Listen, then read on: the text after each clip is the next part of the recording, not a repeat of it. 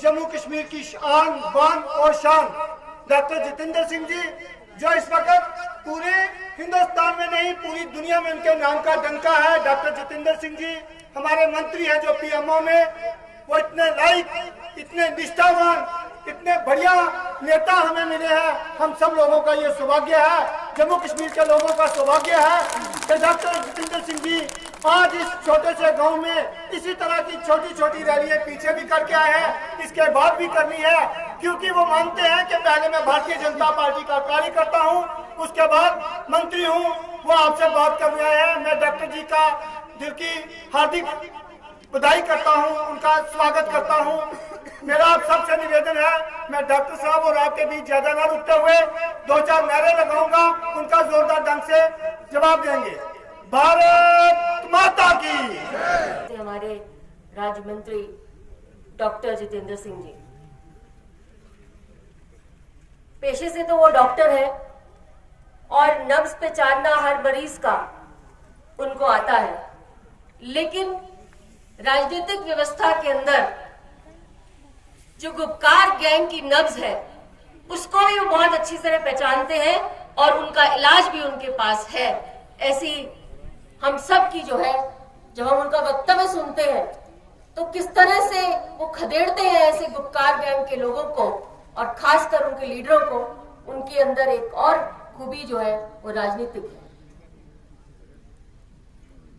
मैं इस मंच पर हमारे जो जिला के अध्यक्ष हैं राजेंद्र गुप्ता जी, उनके साथ में पूर्व अध्यक्ष दिनेश शर्मा जी, हमारे दोनों महामंत्री आसिफ चौधरी जी जो यहाँ पे इलेक्शन लड़ रहे हैं और हमारे कैंडिडेट हैं, हमारे बीच में 2 बार एमपी रहे और हमारे कैबिनेट के मंत्री, हम सब के बहुत स्नेही ऐसे तालिब हुसैन साहब, चौधरी साहब और यहाँ पर उपस्थित आप सब डूंगे के कर्मठ कार्यकर्ता और साथियों, सिर्फ 2 बातें आपसे अनुरोध करने आई।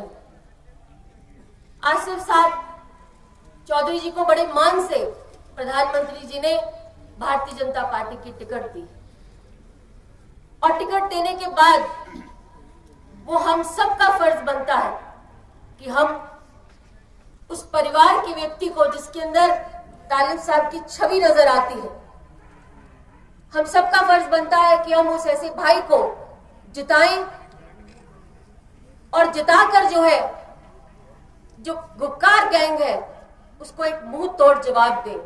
सबसे पहले तो मैं जब भी इस इलाके में आता हूं तो मन से एक ख्वाहिश होती है दिल से कि सर झुका के यहाँ के लोगों का एहतराम करूं, अकीदत करूं, नमन करूं, क्योंकि आप दिन रात सरहद पर बैठ करके दुश्मन की शरारत और उसकी गोलीबारी जो झेल रहे हैं। और सच पूछा जाए तो हिंदुस्तान के पहली कतार के पहरेदार सेनापति सिपा सलार आप हैं, the first line of defence. फौजें तो अपना काम करती ही हैं और उनका एहसान हम कभी चुका नहीं सकते, और जब भी उस तरफ से कोई शरारत होती है उसका माकूल जवाब भी दिया जाता है हमारी फौजों की ओर से। लेकिन जिस तरह से आप दिन रात यहां पर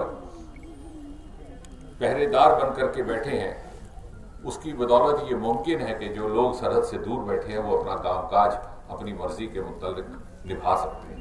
बहुत बड़ा एहसान है आपका सारे मुल्क पर और सारे मुआशरे पर।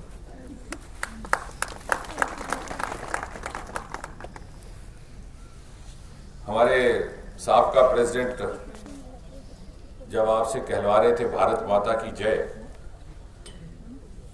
तो मैंने एक बात मेरे गौर में आई। उन्होंने कहा कि इतना ऊंचा बोलिए कि पाकिस्तान तक उसकी आवाज जाए। दिनेश जी ने कहा, मगर थोड़ी चूक कर गए, क्योंकि वो पाकिस्तान नहीं, वो भी हिंदुस्तान है। ये हिंदुस्तान और जम्मू कश्मीर का वो हिस्सा है जो पाकिस्तान के नाजायज और गैर कानूनी कब्जे में पिछले 70 साल से है, और इसीलिए हम इसको पाक ऑक्युपाइड जम्मू कश्मीर कहते हैं। और अगली बार मुझे यकीन है दिनेश जी ये कहेंगे कि भारत माता की जय उस अंदाज में बोलिए कि अगली बार हम हिंदुस्तान के उस हिस्से में जाकर के बोलें,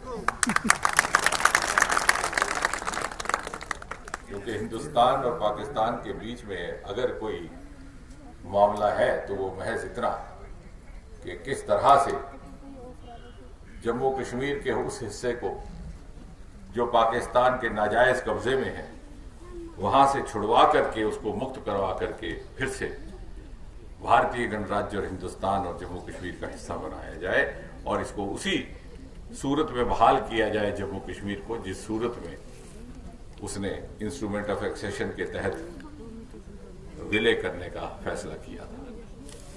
और ये बात सिर्फ मैं नहीं कह रहा, हिंदुस्तान की पार्लियामेंट ने 1994 में एक सर्वसम्मति से प्रस्ताव पारित करके, यूनानिमस रेजोल्यूशन करके, जिसके चौधरी साहब भी जिसमें शामिल थे, ये फैसला किया कि अगर कोई हमारे बीच में मुद्दा है तो वो महज इतना कि किस तरह से ये पाक के नाजायज कब्जे वाले जम्मू कश्मीर को फिर से बहाल किया जाए। दूसरी बात, मुझे शुक्रिया भी अदा करना है। अभी जैसे राजेंद्र जी कह रहे थे कि उनके बुलावे पर मेरा यहां आना हुआ, मैं अपनी खुशकिस्मती समझता हूं। इस खूबसूरत इलाके में, इस खूबसूरत मंजर में आपने मुझे आने का मौका दिया। मंजर तो सदा से ये खूबसूरत ही रहा है, लेकिन स्टेज पर पहुंचते पहुंचते मुझे एहसास हुआ कि आज खुशबू बदली हुई थी, और मैंने अपने आप से पूछा कि इस बदली हुई खुशबू का सबब क्या है। तो कुछ ही देर पहले सोचते सोचते मुझे समझ में आया, ये खुशबू जमीन से आ रही थी, और ये खुशबू थी सेल्फ रूल की। ये असली सेल्फ रूल की पैदाइश आज हुई है राजेंद्र जी, डिस्ट्रिक्ट डेवलपमेंट काउंसिल और पंचायतों को 73-74 देने के लिए। और वो सेल्फ रूल जिसके झांसे से हम अपने आप को ठगते रहे पिछले 30-40 बरस, वो रूल ऑफ सेल्फ था, अपने खानदान के लिए, अपने कुंभे के लिए, पीढ़ी दर पीढ़ी के लिए। लेकिन जहां तक हमारी समझ है, सेल्फ रूल का मतलब है जो सेल्फ से जन्मे, जो धरती से जन्मे, और आज उसका जन्म होते हम देख रहे हैं। इसलिए ये धरती की खुशबू आज अलग है, और यही ऑटोनॉमी है, यही खुद मुख्तियारी है। जब तक हम अपने ग्रास रूट के नुमाइंदे को खुद मुख्तियार नहीं करेंगे तो भला हम किस खुद मुख्तियारी की बात कर रहे हैं। आज जैसे अभी राजेंद्र जी ने भी कहा, चौधरी आसिफ ने भी कहा कि 73-74 अमेंडमेंट लगने के बाद मरकज का सारा पैसा इन नुमाइंदों के पास जाएगा। ये फैसला करेंगे कि कौन सी चीज को तरजीह मिलनी है, किस काम को तरजीह मिलनी है। लेकिन पहले क्या हुआ करता था कि एमएलए भी मैं ही बनूं, एमपी भी मैं ही बनूं, मिनिस्टर भी मैं ही बनूं, जो मरकज से पैसा आए मेरी जेब में जाए, फिर मैं फैसला करूंगा किसको कितना देना। लेकिन असली खुद मुख्तियारी, असली ऑटोनॉमी, तो मैं तो ये कहूंगा कि मोदी जी मुबारकबाद के हिस्सेदार हैं। उन्होंने पीडीपी और नेशनल कॉन्फ्रेंस के अधूरे वादे को आज पूरा कर दिया। जो कह के भी पीडीपी सेल्फ रूल ना लगा सकी वो आज लग गया, और जो नेशनल कॉन्फ्रेंस जिस इकॉनमी के लिए इतने साल दुहाइयां देती रही वो भी लग गई। बल्कि मैं तो ये कहूंगा कि नेशनल कॉन्फ्रेंस और पीडीपी को भी मोदी जी का शुक्रगुजार होना चाहिए। उन्हीं के किए हुए वादे को, चाहे वो झूठा था या सच्चा था, जमीन पर उतारने का काम आज हो रहा है।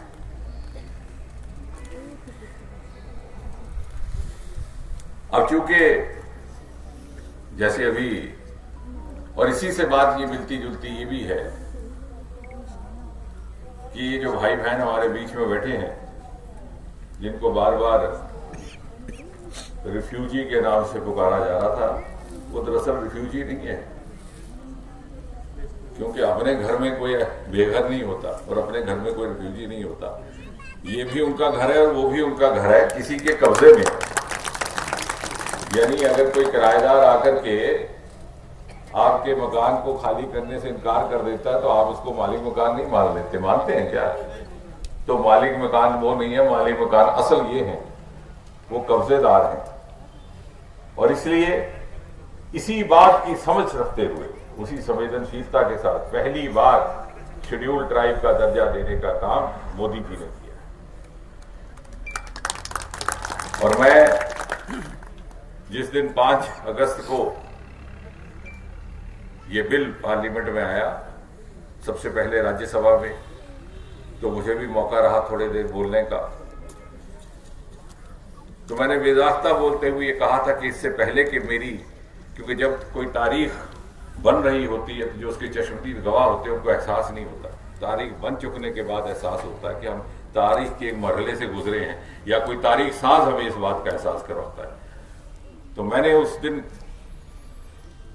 पार्लियामेंट में ये कहा था कि मेरी तकरीर खत्म होने से पहले एक नई तारीख की तहरीर होने वाली है।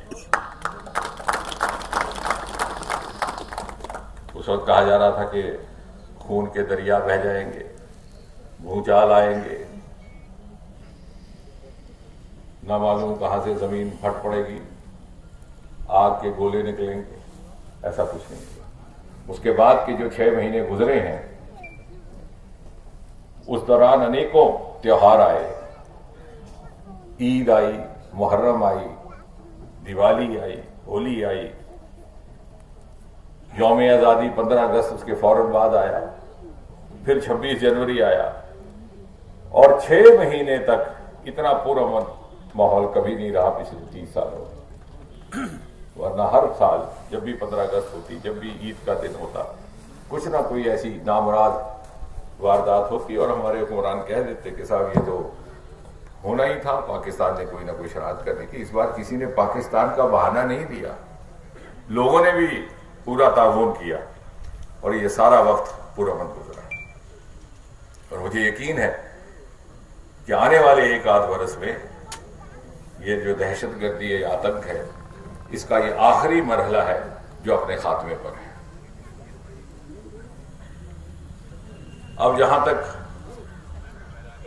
इन सारी बातें जो गिनवा रहे थे चौधरी आसिफ साहब भी, कि जो बड़े बड़े काम हुए हैं, मुझे लगता है कि मोदी जी ने एक नई रिवायत कायम करने का एक कामयाब कोशिश की है कि जहां जिस चीज की जरूरत हो वहां वो पहुंचे, बिना किसी भेदभाव के, बिना किसी देखरेख के, बिना वोट की सियासत के। वरना क्या वजह थी कि यहां पहले डिग्री कॉलेज नहीं था, यहां से तो इतने इतने बड़े दानिश्वर पैदा हुए, साहित्यकार पैदा हुए, अदीब पैदा हुए। ये पुंछ राजौरी का पूरा इलाका जम्मू कश्मीर में अदब के लिए हिंदुस्तान भर में मकबूल रहा। ये कृष्ण चंद्र की धरती है, ये ठाकुर पुंछी की धरती है, और आपने इस इलाके को इल्म से महरूम रखा। कितनी बड़ी नाइंसाफी थी। और उसके बदले उनको मजहब का पाठ पढ़ा दिया ताकि एक दूसरे को तकसीम करते रहे। लेकिन मैं दाद देता हूं, आपने वो ना गलत पाठ पढ़ा ना गलत इल्म हासिल किया। आपसे बात करते करते मुझे साहिर का वो की नज़म याद आ गई जिसमें उन्होंने 2 लाइनें कहीं एक बच्चे को मुखातिब करते हुए कि अच्छा है अभी तक तेरा कोई नाम नहीं है, तेरा किसी मजहब से कोई काम नहीं है। और वो इल्म जिस इल्म ने इंसानों को तकसीम किया है उस इल्म का तुझ पर कोई इल्जाम नहीं है। शुक्र है आपके लिए पिछली हुकूमतों ने डिग्री कॉलेज नहीं बनाया, नहीं तो आपके इल्म में भी वो मजहब की सियासत खोल देते, तकसीम की सियासत खोल देते। अब डिग्री कॉलेज बनेगा और उसकी बुनियाद होगी justice to all, appeasement to none. जहां इंसाफ की जरूरत है वो पहुंचेगा, जो पिछली कोताहियां हैं उनकी भरपाई होगी, जहां जिसकी जरूरत है उसकी जरूरत पूरी होगी। ना मजहब ना जात पात। और ये बात मैं महज फलसफे के लिए नहीं कह रहा हूं, क्योंकि आदत हो गई, हमें लीडर आते हैं तकरीर करते हैं, शाम तक लीडर भी भूल जाता। मैंने सुबह क्या तकरीर की थी, 4-5 तकरीरें होती हैं और सुनने वाले भी कहते हैं साहब आए थे नेताजी तो बोलना था बोल गए।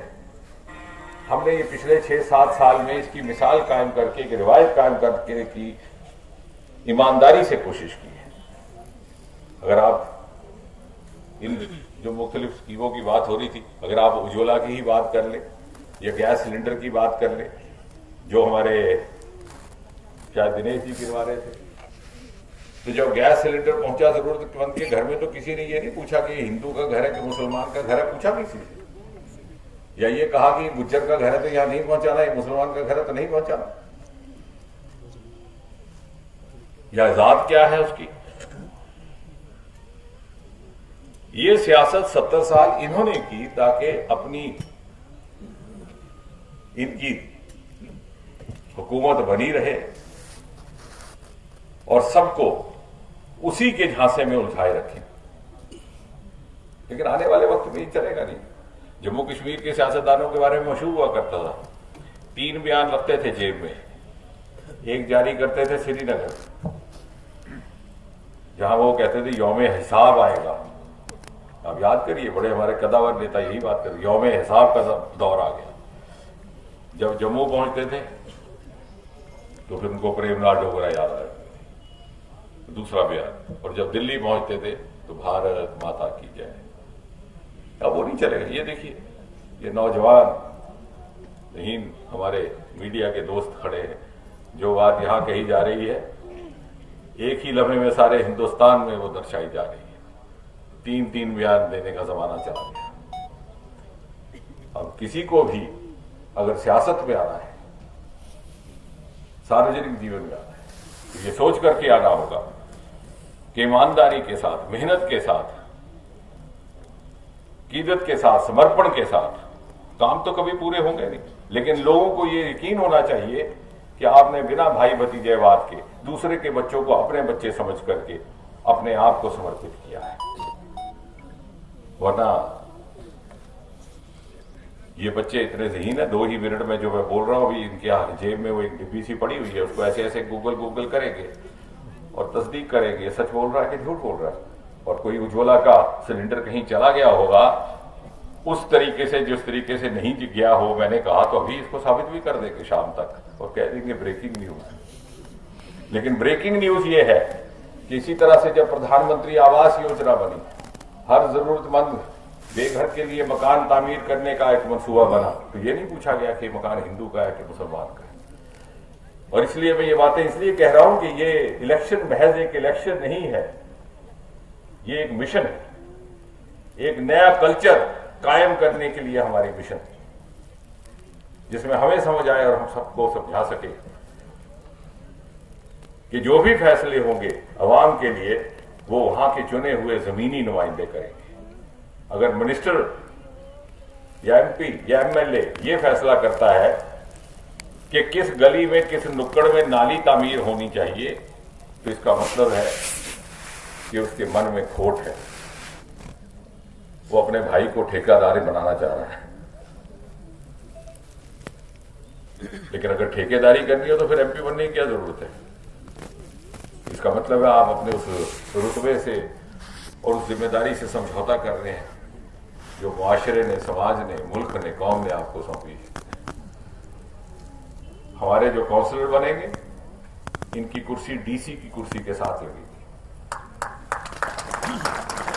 डिस्ट्रिक्ट डेवलपमेंट बोर्ड के फैसले आने वाले वक्त में कोई वजीर या मिनिस्टर नहीं करेगा कि वो अपनी मुनासबत से करे कि साहब फलां जगह मैंने अपने बेटे को ठेकेदार बनाना, इसलिए वहां उस जिले में वो स्कीम लग जाए। वहां क्या होना चाहिए, क्या नहीं होना चाहिए, वहां का चुना हुआ नुमाइंदा इस बात का फैसला करेगा और उसी की जवाबदही रहेगी। और यही असली जमहूरियत है। जमहूरियत क्या है, इसका पहली बार एहसास 70 साल के बाद जम्मू कश्मीर में किसी ने करवाया, तो मोदी जी ने करवाया। इतने साल तो हम बराए नाम जमहूरियत के पर्दे में खानदानी राज ही चलाते रहे।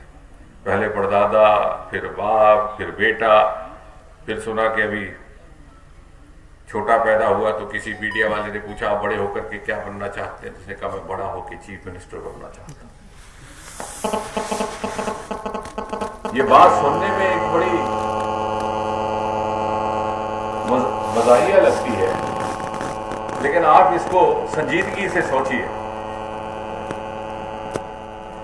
जमहूरियत की मुराद क्या है?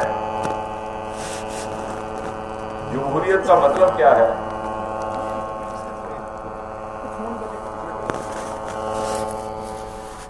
जमहूरियत की मुराद क्या है? जमहूरियत का मतलब क्या है? जहां तक हमने समझा है वो ये है कि कोई भी बच्चा किसी भी घर में जन्म ले, घर बड़ा हो छोटा हो, गरीब से गरीब के घर में भी पैदा होने वाला बच्चा जब जन्म ले तो उसके गरीब से गरीब मां को भी इतना हौसला हो ये कहने का कि मैं अपने बच्चे को बड़ा होकर के वजीर आला, चीफ मिनिस्टर की कुर्सी तक पहुंचाऊंगा। जब ये एहसास जागता है यकायक मन में किसी मां के अंदर, गरीब मां के अंदर, तो आप समझ लीजिए कि आपका जमहूरियत का अमल कामयाब हुआ। लेकिन जब बच्चे की परवरिश होते होते ही वो कहता है कि भाई चीफ मिनिस्टर तो उसने ही बनना है, पहले बाप था, अब तो कोई छोटा मोटा ओहदा ढूंढ ले, वहां के लिए भी हमें सिफारिश चाहिए। इसका मतलब है कि आपने जमहूरियत के साथ दगा की है। और इसलिए मैंने कहा इलेक्शन तो हम जीतेंगे ही है, जैसे राजेंद्र जी ने कहा, लेकिन ये मौका है हम भी समझें, आप भी समझें और बाकियों को समझाएं कि किस अमल का हम हिस्सा बन रहे हैं। लेकिन मोदी जी ने अगर ये कर दिखाया है तो इसका मतलब है कि आगे भी हमारे लिए उम्मीद बनी हुई।